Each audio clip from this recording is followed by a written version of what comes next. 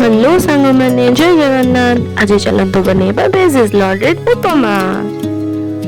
चलतु प्रथम कड़ई बसई सुजी किछि घांटी नबा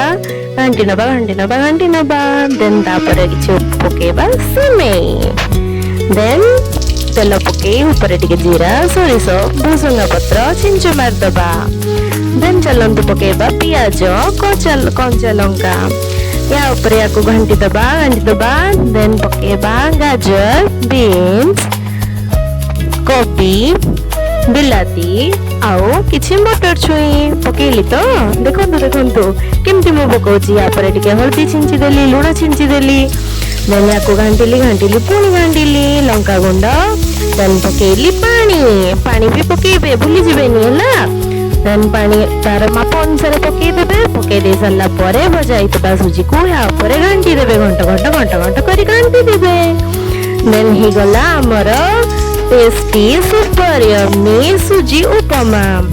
या पर भी किछि अछि बाकी अछि रुंदु देखंतु टिके बादाम को भाजी या ऊपर टिके सजेबा माने पकई दबा हला देन या ऊपर टिके पकेबा कौन एटा कौन धनिया पत्र एबे फुल्ली रेडी हो गला वेज इज लॉडेड सुजी उपमा।